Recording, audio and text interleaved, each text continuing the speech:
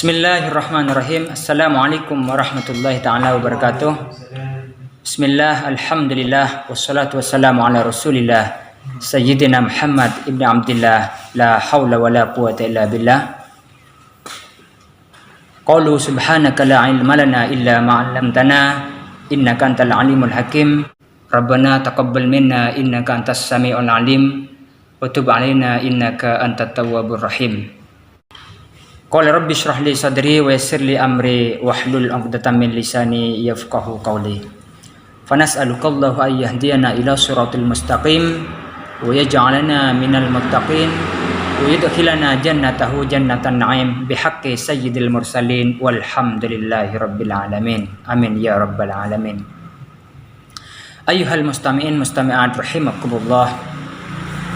Sekarang kita berada di bulan suci Ramadan, bulan yang penuh hikmah dan pengampunan. Bulan yang penuh sejarah. Bulan yang sangat Allah berikan peluang untuk memberikan pengampunan dan beribadah sebanyak-banyaknya. Karena di dalam bulan ini betapa banyak amal-amal yang akan dinilai lebih baik dan akan dilipat gandakan oleh Allah Subhanahu wa taala. Syahrul Ramadan alladzi unzila fihi al-Qur'an hudan lin-nasi wa bayyinatin minal huda wal furqan faman syahida minkum asy-syahr falyasum. Al-ayah, sadaqallahul azim. Di bulan Ramadan ini yang seharusnya bulan yang penuh dengan kesempatan untuk kita menjadi orang yang lebih baik bagi orang yang beriman, terus bagaimana kita bisa membakar seluruh amal jelek, dosa-dosa kita yang itu sering kita buat, baik itu dosa yang dibuat oleh perasaan, tingkah laku, ataupun yang dibuat oleh sikap dan juga anggota tubuh kita. Maka harus kita bakar di bulan yang ini, karena salah satu fungsi Ramadan itu adalah hadir untuk memberikan peluang mendapatkan ampunan dan maghfirah dari Allah Subhanahu wa taala. Kemudian Al-Qur'an juga diturunkan di bulan yang suci ini kepada orang yang suci, untuk orang yang suci, dan diturunkan di tanah yang suci. Siapa yang mau jadi orang yang suci, maka ikutilah visi misi orang yang suci, yaitu Nabi Muhammad sallallahu alaihi wasallam. Ayyuhal mustami'in mustami'at hafizakumullah. Al-Quran juga menjadi hudal linnas, petunjuk untuk seluruh manusia. Ubayyinatin minal huda wal furqan, di mana di dalamnya itu ada penjelasan-penjelasan mengenai petunjuk, dan juga dengan Al-Quran kita bisa membedakan mana yang hak, mana yang batil. Faman syahida minkum asy-syahra falyasum. Siapa yang hadir, yang hidup di bulan ini, di bulan Ramadan, falyasum, maka berpuasalah.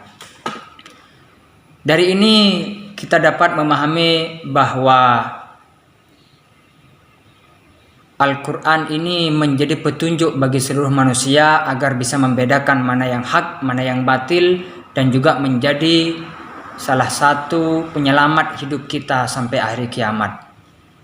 Kemudian kita masuk pada salah satu poin konten kami, yaitu tentang masalah puasa. Di mana puasa ini Nabi Muhammad SAW memberikan hadisnya, man shoma Ramadan imanan wa ihtisaban ghufira lahu ma taqaddama min dzambi. Jadi barang siapa yang berpuasa karena iman, wa ihtisaban, dan juga dengan iman tadi kita bisa mengira-ngira, menghitung betapa banyak dosa yang kita lakukan. Maka dengan berpuasa inilah kita bisa mendapatkan pengampunan dari Allah. Dan Allah berjanji ghufir lahu ma qaddama min dzambih, akan diampuni seluruh dosa, baik itu dosa sebelumnya yang sudah kita lakukan dan juga setelahnya. Hadirin mustami'in mustami'at rahimakumullah. Maka puasa ini adalah menjadi rahasia yang itu hanya Allah yang mengetahui. Puasa ini menjadi salah satu amal di mana balasan pahalanya tidak ada yang tahu kecuali Allah. Di mana dalam hadis qudsinya, kullu hasanatin bi ashrin amsalha ila sab'i mi'atin dhifin illa as-saum fa innahu li wa ana ajzi bihi. Seluruh amal kebaikan itu akan dilipat gandakan 10 kalinya, bahkan sampai 700 kali lipat. Itu seluruh amal kebaikan. Jadi kita tahu bahwa nilai kebaikan itu akan dilipat gandakan, akan tapi ada nilai kebaikan ibadah yang lain, yaitu puasa, yang itu tidak ada yang tahu kecuali Allah. Fa innahu li wa ana ajzi bihi. Karena Allah yang tahu, maka itu milikku dan aku akan membalasnya. Itu yang harus kita pahami. Jadi dirahasiakan ganjaran hadiah yang bagi orang berpuasa itu akan Allah yang langsung membalasnya. Akan tetapi perlu kita ketahui, dengan puasa ini bagaimana kita bisa merawat, bagaimana kita bisa menjaga nilai-nilai mulia pahala tersebut agar pahala kita tidak hilang dan rusak begitu saja. Banyak orang meremehkan tentang hal-hal yang dapat menghilangkan, menggugurkan pahala dari puasa itu. Kam min shaimin laisa lahu min siyamihi illa al-ju'i wal 'atash. Betapa banyak orang berpuasa tidak mendapatkan apa-apa, tidak mendapatkan pahala, hadiah, ganjaran dari Allah. Apa yang didapat mereka? Mereka hanya dapat yaitu rasa lapar dan dahaga begitu saja. Tinggal capeknya, penatnya saja yang mereka dapatkan. Kenapa? Karena ada hal-hal yang itu dapat merusak perbuatan yang merusak pahala dari puasa itu. An Anasin anna Rasulullah sallallahu alaihi wasallam khamsun yafturna shaimu al-kadhibu wal ghaibatu wan namimatu wal yaminul kadhibu wan nazar bisyahwat. Jadi ada 5 perkara yang dapat menghilangkan pahala puasa tersebut.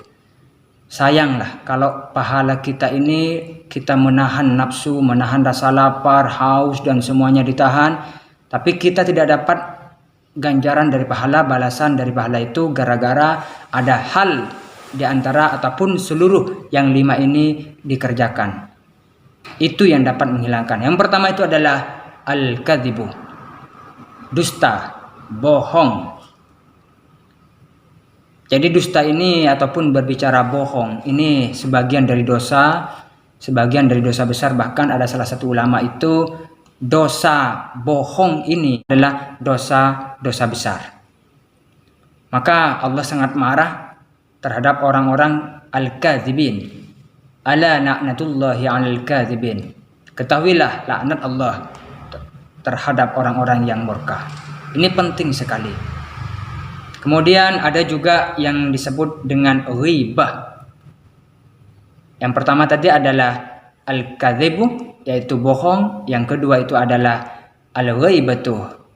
Maksudnya suka menceritakan ataupun membicarakan kejelekan-kejelekan orang lain. Ini tidak harus dipanjang lebarkan, mungkin sudah paham. Kemudian juga an-namimatu, suka mengadu domba.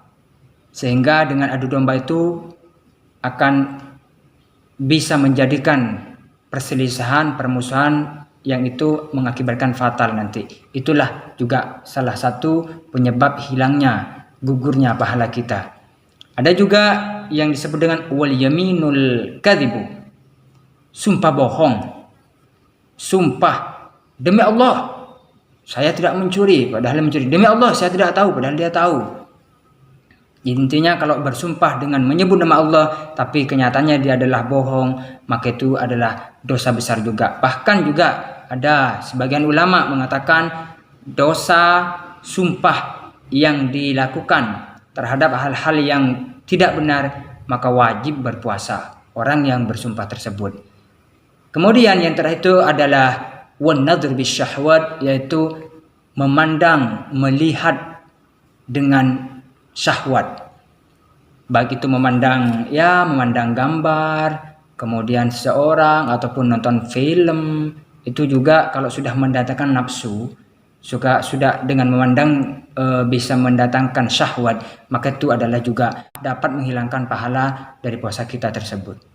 Maka sayang saudara-saudara kalau kita hanya dari kita sahur sampai berbuka puasa, kita menahan beribadah dan juga kita menahan rasa lapar, nafsu kita ditahan, tapi ternyata dengan pekerjaan yang 5 dapat menghancurkan pahala ini kita lakukan, akan menjadi sia-sia semuanya. Semoga kita diberikan kekuatan, kemampuan untuk menahannya, dan semoga bermanfaat. Mohon bantu saya, jangan ini tinggal diam di tangannya, sebar luaskan. Semoga menjadi amal bagian dari Anda, dan juga semoga Anda yang menyebarkan dapat amal jariah dan pahala jariah, dan semoga bermanfaat. Dukung channel saya, Rifin Arifin. Jangan lupa subscribe dan share.